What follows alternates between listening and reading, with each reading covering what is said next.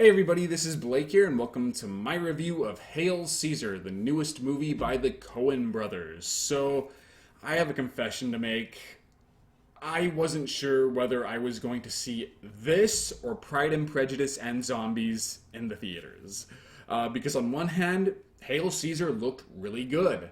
I loved the trailer, and it's a Coen Brothers movie, and they are masterful filmmakers. I haven't seen everything they've done, but most of what I have seen has been exceptional. Blood Simple, No Country for Old Men, The Big Lebowski, Raising Arizona, Barton Fink. Great movie after great movie, and even their lesser films such as The Lady Killers aren't really that bad. But they are going up against a movie called Pride and Prejudice and Zombies, and that title just makes me smile. When I first heard about that, I thought it was a joke, and if not a joke, then it was probably some shitty made for the Sci-Fi Channel production, produced by the Asylum. And then I saw a trailer and I was like, oh shit, they're actually putting quite a bit of money into this, and they're giving it a pretty decent theatrical push too. I am intrigued. It also helped that apparently it's based off a book that was written by the same guy who did Abraham Lincoln Vampire Hunter, and I actually liked that movie. I thought it was underrated. So I wanted to see Pride and Prejudice and Zombies. However, both films came with different concerns from me. Hail Caesar, I had suspicions that the trailers weren't accurately representing the film.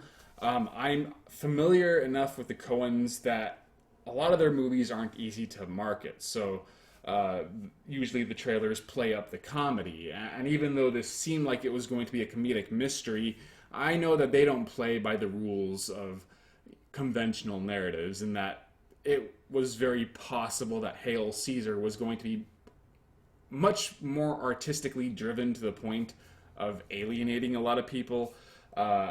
Even though I loved so much of the Coen Brothers' works, not everything they do interests me. I have not seen, I believe it was called A Simple Man, because it's just not my cup of tea. I'm sure it's a great movie, but just not my kind of great movie. So I was worried about that. And with Pride and Prejudice and Zombies, my concern was that it would be more Pride and Prejudice than Zombies. And I'm not really into schlocky romances as much as I am into schlocky zombie flicks. So I wasn't sure. There was things that I was interested in and things that really worried me. So I ultimately decided, like the night before I went to the theaters, that it would just come down to what was playing at the most convenient time. And Hail Caesar won out.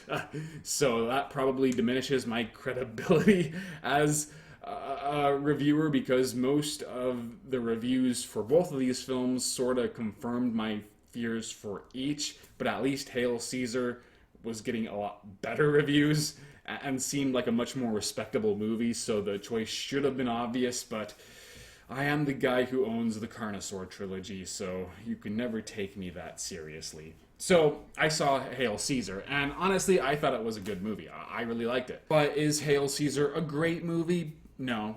Will it be remembered as a classic? Probably not. It is experiencing a hype backlash because while the general consensus is that it's a decent, if not pretty good movie, it wasn't the great movie that people wanted it to be.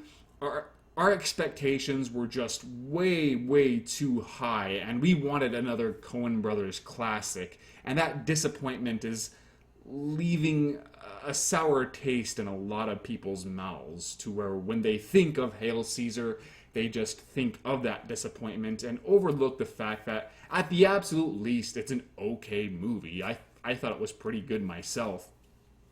But you should know that it is kind of alienating in the same way that a lot of the Coen Brothers movies are. I know a lot of people who dislike Fargo and even The Big Lebowski because they don't like the very loose narratives. They feel that it makes the movie unfocused, and their sense of humor is maybe a bit too subtle for their tastes, and I don't begrudge them for this.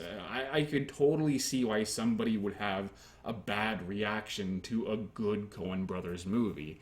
And because Hail Caesar is that same kind of movie, but not quite as good, the same thing will happen, perhaps even more so. On the other hand, though, because the disappointment is sort of what people are thinking about when they think of Hail Caesar, maybe their expectations will be so low to where they'd be pleasantly surprised. You just never really know, but that's part of what makes the Coen Brothers films so special, is they're very unconventional, and they get very unconventional reactions out of people.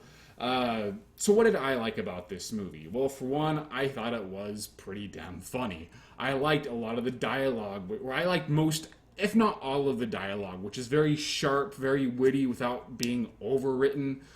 Some could say that, let's say, Tarantino's films are overwritten at times, but here I thought the dialogue fit these characters, but at the same time they had a certain polish to it that fit this old Hollywood style, while being accessible to today's audiences. I never felt like I had no clue what they were talking about, but at the same time there were some great zingers, some, just real funny and clever lines that I hope become pretty quotable.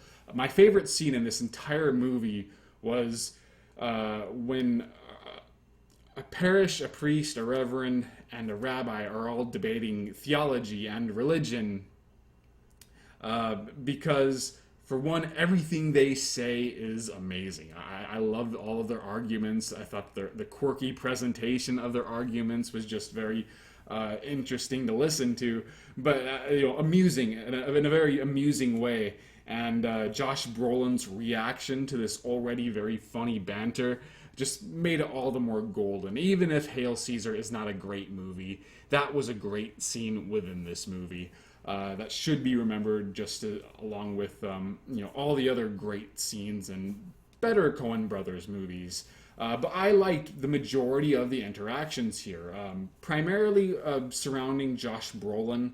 The man just has so much presence and charisma, and you relate to his more his only sane man type persona as he goes back and forth between these various kooks within the Hollywood industry. But at the same time, all these different characters are compelling in their own right, and the actors actually have quite a bit to do despite their limited screen time. The only exception is Jonah Hill, who pretty much what you see in the previews is all you see of him here. One scene, very deadpan. Nothing about him really stood out. They could have gotten anybody else there, but everybody else had their time to shine. Scarlett Johansson puts on this very cartoonish but fun accent, and she has so much personality in this movie. I wish you'd see more of that in like The Avengers or other movies where she's the leading lady. But here, she was really interesting to watch. George Clooney is a very eccentric and somewhat vain and talented actor, but I'm talking about the character, not the actual George Clooney. But at the same time, he's still likable and interesting to watch. And his interactions with the people who've abducted him are compelling. My favorite character, I forgot to look up who it was here. It reminded me a lot of Casey Affleck, but I don't think that was him. But he plays a Western star, and he's very nice and charming. I like how he seems dim-witted at first glance, but the more you see of him, the more you realize that this guy is probably the most insightful and normal person here. And he was just sort of out of his element, and that's why you kind of thought that he wasn't that bright. But he was also, I thought, a very good character, and the actor just nailed that persona perfectly. So you have all these interesting characters, and they play off of each other very well. So, well, before I get into the problems, let me also say that, as every other reviewer has pointed out, that this is the Coen Brothers' love letter to old Hollywood, and they have a blast with directing this movie. The cinematography is brilliant. I love how they recreate old, really dead genres and give them that old movie feel. So there are a lot of scenes where, you're just kind of, slack-jawed while you witness such spectacle unfold that you don't see a whole lot anymore. but at the same time, it's played with a little bit of campiness, with a little bit of humor, and I liked that too. But the problem is, well, for one, even though, well, the trailer did capture the tone of this movie perfectly in terms of its quirky sense of humor. Uh, it really misled you as to what it was going to be focusing on. The abduction storyline is just a subplot among many other subplots, which is what I was kind of figuring would happen because the Coen brothers very rarely have straightforward storylines. And here, it's really you're just following Josh Brolin's character, who's like the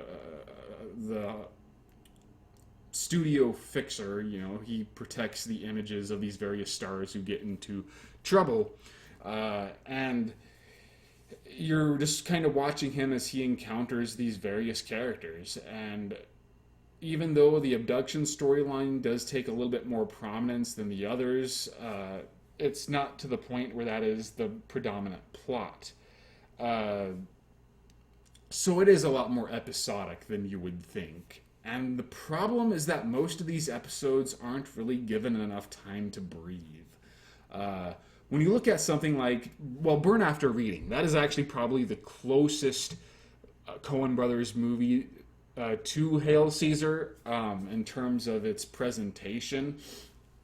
But at least with that film, it felt like all of the various characters and subplots that had little to nothing to do with each other, they were fleshed out to their fullest, and they actually did serve a purpose within the film's theme, its point.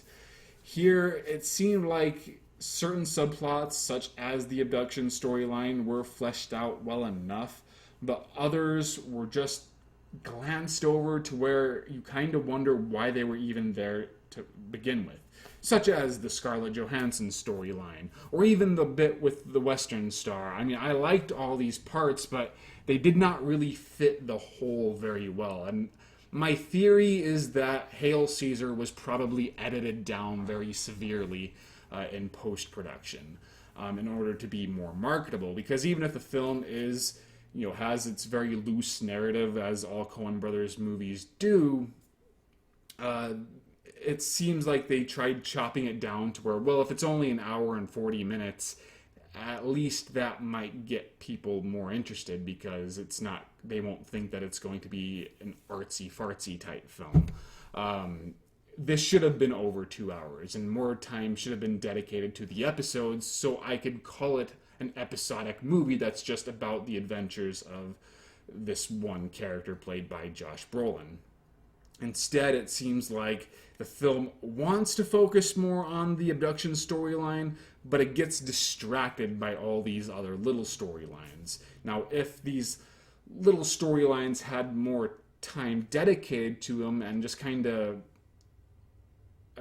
made Hail Caesar much more of an ensemble piece, I think this film would have been much better paced. Because as it is, I was kind of thinking, why is that there? And at times, Hail Caesar did drag because I just wasn't sure that certain scenes were necessary. So it's weird when a film, usually when I say a film has pacing issues, that usually means that it needed to be shorter. But in this case, I think the movie needed to be longer. So, you know, certain subplots just ended up being a little underwhelming because they were underdeveloped. So it's unfortunate, but I still liked what we got. I think that if more time was spent on these various subplots, it would have been regarded as the great film that people wanted it to be. But because it does seem a little unfocused, you're either watching a film that was taken away by the Coen brothers in post-production, or you're seeing just or you're just seeing the Coen brothers style gone kind of wrong. But I still think that it's good, and you should watch it if you like the Coen brothers. That is really all to say. I had to cut this short because of time issues.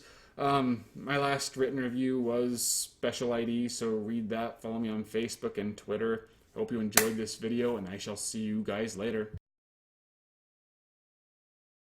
I think that this movie was very